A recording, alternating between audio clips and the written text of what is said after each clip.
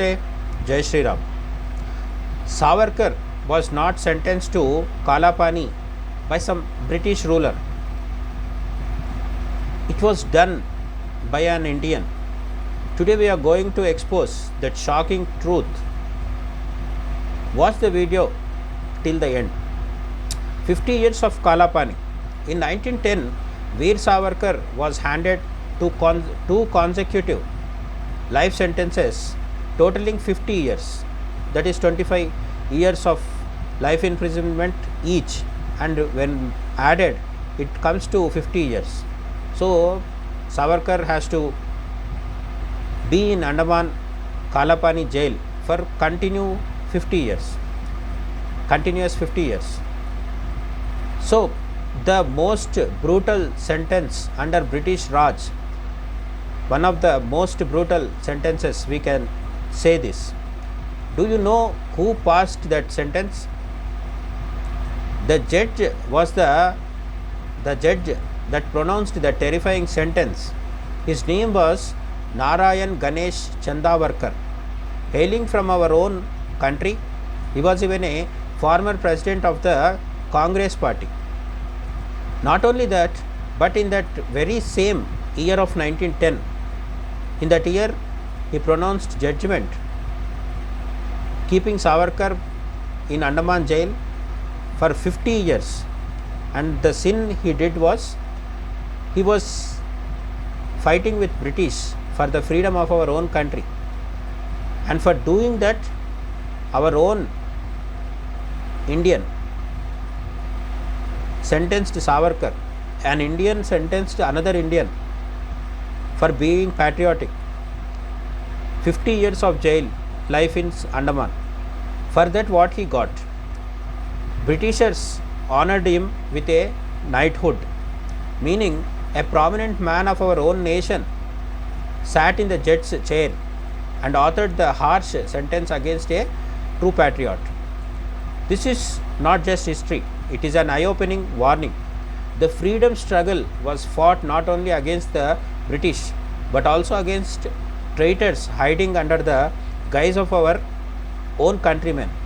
While certain people choose comforts, positions and privileges, Savarkar chose hardship, confinement and Kalapani. Savarkar rotted in prison cells, enduring isolation and unimaginable torture, but he never for a single moment abandoned the Hindutva ideology and patriotism he believed in.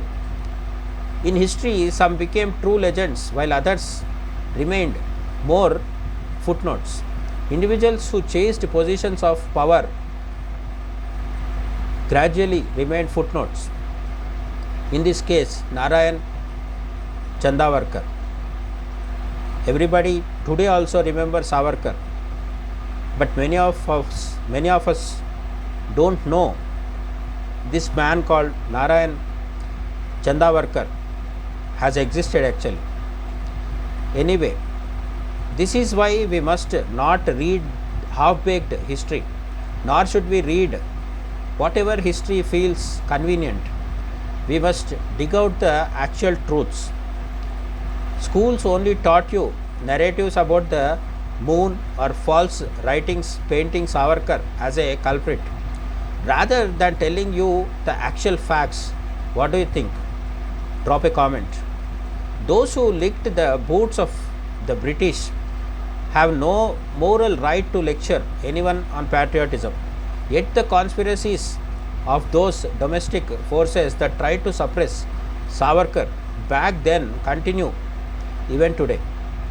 Savarkar's life stands as a living testament to how history teaches a lesson when someone tries to suppress a true Hindu nationalist. The walls of the Andaman cellular jail still echo Savarkar's intense suffering and courage. We must never forget those sacrifices. During the freedom struggle, certain selfish leaders of our own country harassed patriots far more than the British ever did.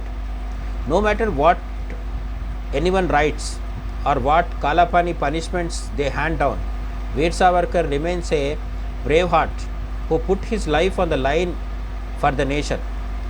The youth of this nation must learn history through the lens of objective reality rather than through textbook covers. It is high time we counter the false propaganda campaign run against Savarkar. The truth can never be hidden forever. Just as the darkest night cannot stop the sunrise, no one can erase Savarkar's patriotism. Savarkar is not a coward. He is Veer Savarkar.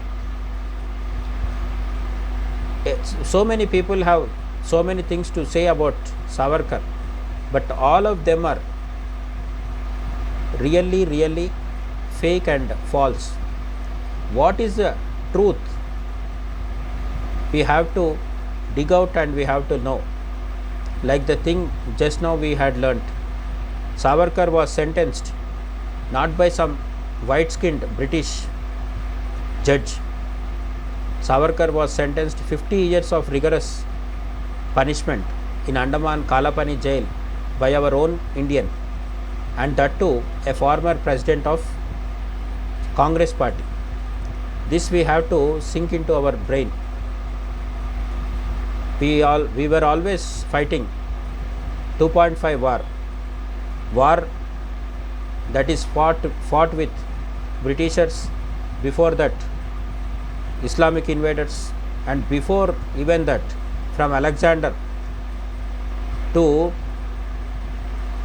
Khilji and Gori, Ghazni. Like this we were fighting foreign forces very efficiently, but always we were losing the war with inner enemies.